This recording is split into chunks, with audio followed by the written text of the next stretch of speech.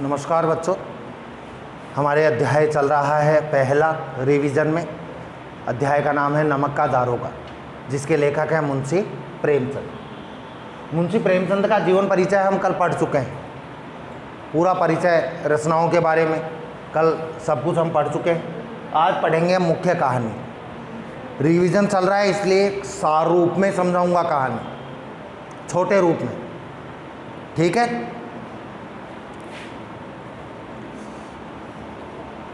एक तो ये ध्यान रखना, ये नमक का दारोगा जो कहानी है यह प्रेमचंद जी की एक आदर्शवादी कहानी।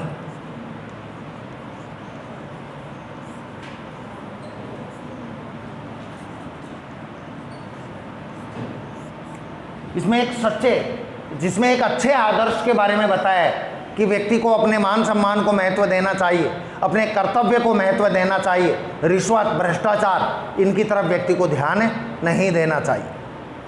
इस पाठ के दो पात्र हैं, प्रमुख पात्र हैं वंशीधर।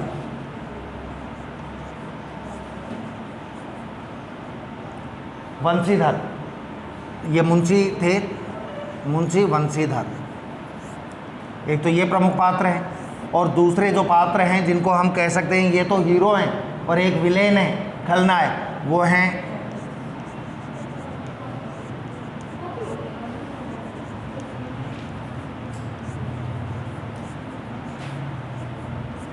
पंडित आलोपी दीन।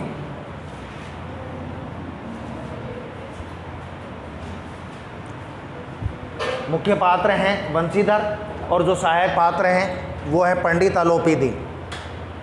इन दो पात्रों के आधार पर ये पूरी कहानी चलेगी।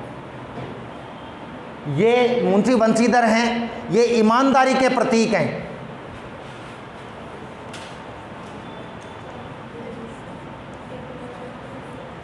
और पंडित आलोपी दीन हैं, ये बेईमानी के।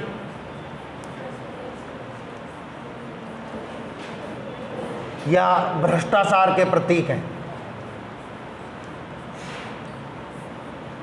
ये ध्यान रखना। यह इस पाठ में एक शब्द आएगा, ये तो धर्म के प्रतीक हैं। मुंशी वंशीधर काय के प्रतीक हैं? धर्म के। और पंडित आलोपी दीन धन के प्रतीक हैं। ये ध्यान रखना। नमक का दारोगा हिंदी के सर्वश्रेष्ठ कहानीकार मुंशी प्रेमचंद द्वारा रचित एक आदर्शवादी कहानी है, जिसमें कहानीकार ने यह प्रतिपादित किया है, इस कहानी में क्या बताया है प्रेमचंद जी ने, कि ईमानदारी, नैतिकता और कर्तव्य परायणता, ईमानदारी, नैतिकता और कर्तव्य परायणता जैसे मूल्य अभी समाप्त नहीं हुए। लोगों के मन में आज भी नैतिकता की बात है, लोगों के मन में ईमानदारी की बात है और कर्तव्य परायणता की बात है। आज भी लोग अपने कर्तव्य को महत्व देते हैं। जैसे मूल्य आज भी समाप्त नहीं हुए और इन मूल्यों पर चलने वालों को अंतिम विजय अवश्य प्राप्त होती है। हालांकि अच्छाई के मार्ग पर चलने वालों को संकट आ सकता है, जीवन में अपमानित होना पड़ सकता है, लेकिन अंततः विजय ऐसे लोगों की ही होती है। मुंशी वंशीधर मुख्य कहानी, एक गरीब परिवार के युवक थे। जो मुंशी वंशीधर थे वो एक गरीब परिवार के युवक थे, गरीब परिवार के लड़के थे। उनकी नियुक्ति नमक विभाग में दारोगा पद पर हो गई है और उनको नौकरी की तलाश थी मुंशी वंशीधर को। तो उनकी नौकरी लग जाती है साहब नमक विभाग में, क्योंकि उस समय नमक का अंग्रेज़ों के समय नमक का अलग विभाग बना था और नमक विभाग में दारोगा पद पर उनकी नियुक्ति हो जाती है। नमक विभाग एक पैसे वाला विभाग माना जाता था। बड़े बड़े अधिकारी, पुलिस वाले, पटवारी, वकील, ये भी अपना काम धंधा छोड़कर नमक विभाग में नौकरी करना चाहते थे। क्यों करना चाहते थे? क्योंकि नमक विभाग में ऊपर की कमाई खूब थी, ऊपर की अच्छी आय होती थी। इसलिए ये लोग सब कुछ छोड़कर नमक विभाग में नौकरी करना चाहते थे। लेकिन औरों को तो नहीं मिली, लेकिन वंशीधर को नमक विभाग में नौकरी मिल गई। और नौकरी भी कोई छोटी मोटी नहीं मिली। कौन सी नौकरी मिली? दारोगा की नौकरी मिली। दारोगा का मतलब इंस्पेक्टर की नौकरी मिली नमक विभाग में।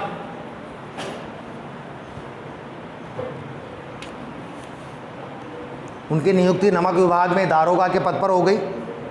अब वंशीधर के, मुंशी वंशीधर के पिता जो थे, बूढ़े पिता, वो ये चाहते थे, वंशीधर नवयुवक थे, उनके बूढ़े पिता क्या चाहते थे, क्या कहते थे वंशीधर से, ध्यान से समझना, एक तरह से पाठ की प्राण लाइन है ये। उनके पिता चाहते थे कि मेरा बेटा ऊपरी आमदनी करे। पिता चाहते थे कि मेरा बेटा ऊपर की कमाई करे। ऊपर की कमाई का मतलब रिश्वत ले और घर की आर्थिक स्थिति को सुधार दे। घर की आर्थिक स्थिति जो रुपए पैसे की दृष्टि से घर की हालत खराब थी, इस घर की हालत को सुधार दे। और घर की हालत कैसे सुधरेगी? जब वो ऊपर की कमाई करेगा, क्योंकि केवल तनख्वाह से, वेतन से, पेमेंट से तो घर का खर्चा ही चल सकता है, पैसा जुड़ नहीं सकता, लोग मांगने वालों का पैसा नहीं चुकाया जा सकता। तो इनके बूढ़े पिता चाहते थे कि ऐसी जगह नौकरी लगे जहाँ खूब ऊपर की कमाई हो, जिससे ऋण का बोझ समाप्त हो सके। लोग कर्जा मांगते हैं, वो कर्जा चूक जाए, कर्जा चुका दें, इतना पैसा आना चाहिए, और लड़कियों की शादी की जा सके। तनख्वाह में तो नहीं हो सकता जल्दी से, ऊपर की कमाई हो तो लड़कियों की भी शादी हो जाए, कर्जा जो है, जो मांगने वाले परेशान करते हैं उनका कर्जा भी चूक जाए, वो ये चाहते थे। किंतु वंशीधर पिता तो ये चाहते थे, लेकिन वंशीधर थे जो कैसे थे, एक कर्तव्य परायण और ईमानदार अफसर थे। वंशीधर थे वो कर्तव्य परायण और ईमानदार दारोगा थे। वो रिश्वत लेना, भ्रष्टाचार करना इनको गलत समझते थे। किंतु पिता को जब यह सूचना मिली, इनके वंशीधर नौकरी की तलाश में गए और पिता को सूचना मिली कि बेटे की नौकरी लग गई, और कहाँ लगी? नमक विभाग में। तो पिता तो बहुत प्रसन्न हो गए, क्योंकि पिता को भी मालूम था कि नया नया नमक का विभाग बना है और इसमें खूब कमाई होती है। वे फूले नहीं समाये, फूला न समान, बहुत प्रसन्न होने। पिता बहुत प्रसन्न हुए, क्योंकि इस नौकरी में ऊपरी आमदनी की पर्याप्त संभावना थी। वंशीधर कर्तव्य परायण और ईमानदार अफसर थे। थोड़े ही दिनों में नौकरी ड्यूटी ज्वाइन कर ली, और वंशीधर ने थोड़े ही दिन में अपनी कार्यकुशलता से अपने विभाग के अफसरों को प्रभावित कर लिया। यानी उनके नमक विभाग के जो बड़े अफसर थे वो ये मानने लगे कि वंशीधर बहुत ईमानदार, बहुत मेहनती लड़का है। उन्होंने अपने बड़े अफसरों को प्रभावित कर लिया, प्रसन्न कर लिया, और विभाग के एक विश्वस्त अफसर के रूप में प्रसिद्ध हो गए। पूरा विभाग ये मानने लगा, ईमानदार आदमी हो तो वंशीधर जैसा। इतने प्रसिद्ध हो गए थे वो पूरे डिपार्टमेंट में।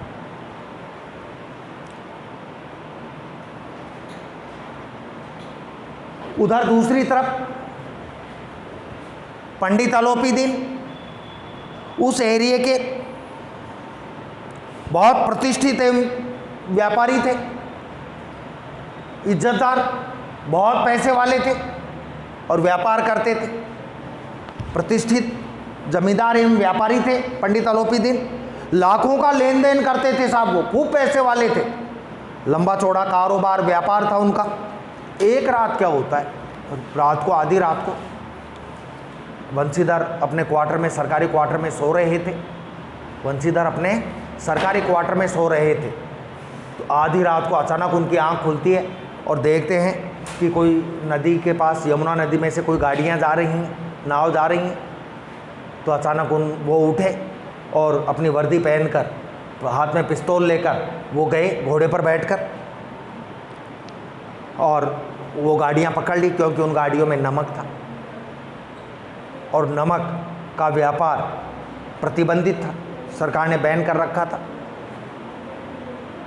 जो गाड़ी चलाने वाले थे, नाव चलाने वाले थे, उनको तो चिंता थी ही नहीं, क्योंकि वो जानते थे पंडित आलोपीदीन को कि पंडित आलोपीदीन वो शख्स हैं, पंडित आलोपीदीन वो व्यक्ति हैं जो अपने पैसे के दम पर बड़े से बड़े आदमी को खरीद सकते हैं। तो गाड़ियां पकड़ने पर इनके गाड़ी वालों के कोई फर्क नहीं पड़ा। लेकिन इसने पूछा वंशीधर ने कि भाई इसमें क्या है इन गाड़ियों में?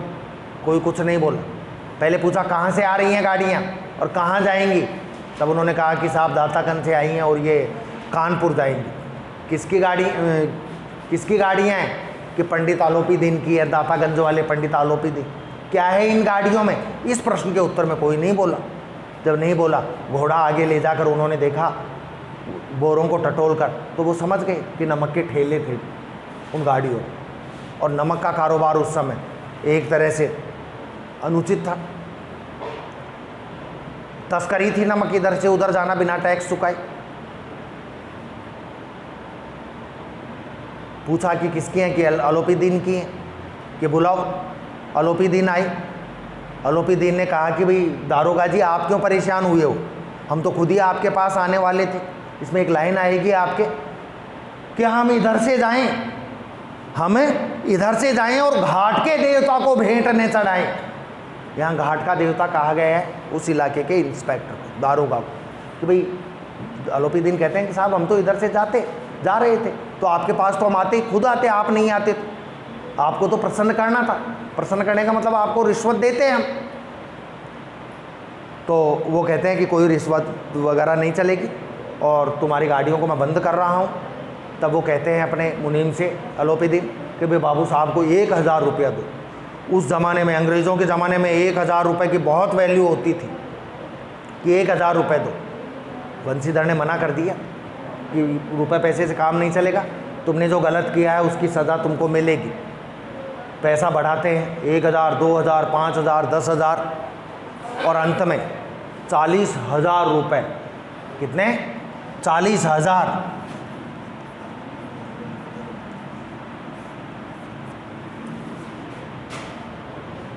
की रिश्वत देने को तैयार हो जाते हैं पंडित आलोपी दीन वंशीधर को। लेकिन वंशीधर तो ईमानदार, कर्तव्यपरायण अफसर थे। उन्होंने साफ मना कर दिया कि 40,000 क्या आलोपी दीन जी, तुम 40 लाख दोगे तो भी मैं ये स्वीकार नहीं करूँगा। इसी के लिए बताया गया है ये धर्म और धन। धन और धर्म में युद्ध होने लगा। धन है जो धर्म पर उछल कर वार कर रहा था। ये लाइनें आएंगी आपके, 1000, 2000, 5000, 10,000, और बिल्कुल ठुकरा देते हैं इसका प्रलोभन। और अपने सिपाही को, मुंशी वंशीधर अपने सिपाही को, सिपाही का नाम था बदलू सिंह,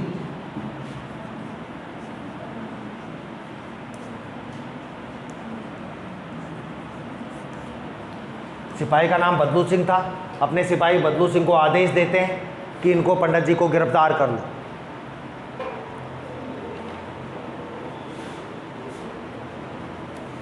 पंडित आलोपी दीन वंशीधर को रिश्वत देकर गाड़ियाँ छुड़ाना चाहते थे, लेकिन वंशीधर ने एक न सुनी।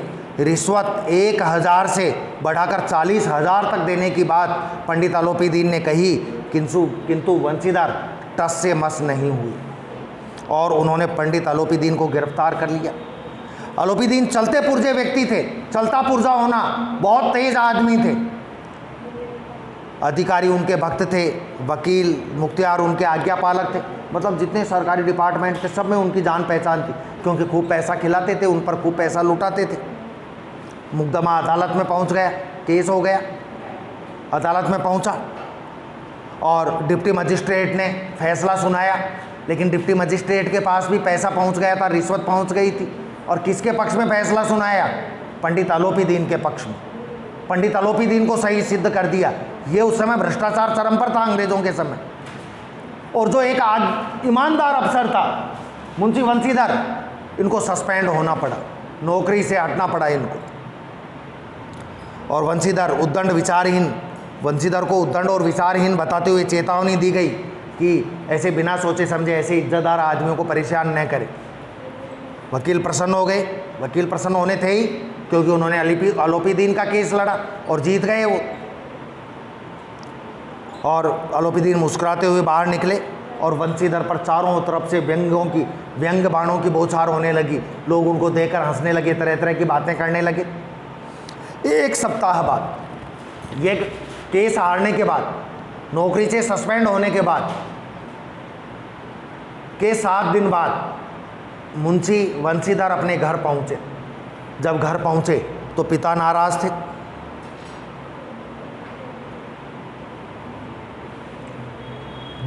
उनकी जो पिता तो नाराज़ थे, माँ के सपने भी मिट्टी में मिल गए थे, क्योंकि माँ केदारनाथ बद्रीनाथ की यात्रा पर जाना चाहती थी। अब बेटे की नौकरी छूट गई तो उनके भी यात्रा के सपने मिट्टी में मिल गए। और वंशीधर की पत्नी ने तो कई दिन तक उनसे सीधे मुंह बात तक नहीं की। एक सप्ताह बाद पंडित अलोपीदीन एक सजे धजे रथ में उनके घर पहुंचे, कई नौकरों के साथ। उनके पिता ने अपने बेटे की नालायकी का उल्लेख करते हुए अलोपीदीन की आगवानी की कि साहब मेरा बेटा तो बेकार है, निकम्मा है, निठल्ला है, समझता ही नहीं है कौन से आदमी से किस हिसाब से बात करनी चाहिए, लड़का अभागा है, कपूत है। नहीं तो आज आपके सामने मुंह थोड़े छिपाना पड़ता, हमको लज्जित थोड़े होना पड़ता।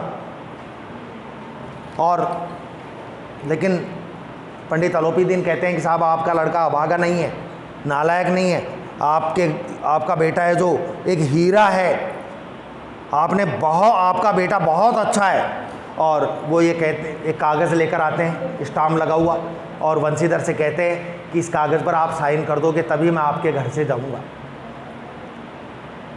पंडित अलोपीदीन वंशीधर से कहते हैं, उस कागज़ को वंशीधर पढ़ते हैं और ये है, क्या लिखा था उस स्टाम्प लगे कागज़ में कि वंशीधर को, पंडित अलोपीदीन ने वंशीधर को अपनी पूरी जायदाद का, जो भी प्रॉपर्टी थी उस प्रॉपर्टी का, पूरी जायदाद का स्थायी मैनेजर नियुक्त कर दिया था। और रहने के लिए बंगला, घोड़ा, गाड़ी, नौकर चाकर, खाना पीना सब फ्री, और तनख्वाह 12,000 रुपये, 6,000 रुपये, सॉरी कितनी, एक साल की 6,000 रुपये तनख्वाह, मतलब महीने के 500 रुपये तनख्वाह देना निश्चित कर दिया। उस समय 500 रुपये बहुत बड़ी रकम मानी जाती थी। अब एक प्रश्न आता है कि अलोपीदीन को गिरफ्तार किया, अदालत में लेकर गए वंशीधर, फिर भी वंशीधर को नौकरी क्यों दी? इसका मूल कारण यही है कि चाहे पंडित अलोपीदीन बेईमान थे, भ्रष्टाचारी थे, लेकिन ऐसे लोगों को भी अपने गलत कामों के लिए ईमानदार लोगों की ज़रूरत पड़ती है। अंत में जीत ईमानदारी की होती है। और वंशीधर उनका ये फैसला स्वीकार कर लेते हैं और उनकी जायदाद के स्थायी मैनेजर बन जाते हैं। उस स्टाम्प लगे कागज़ पर वो अपने हस्ताक्षर कर देते हैं। आपका ये पाठ पूरा हो जाता है। ठीक है बच्चों, धन्यवाद।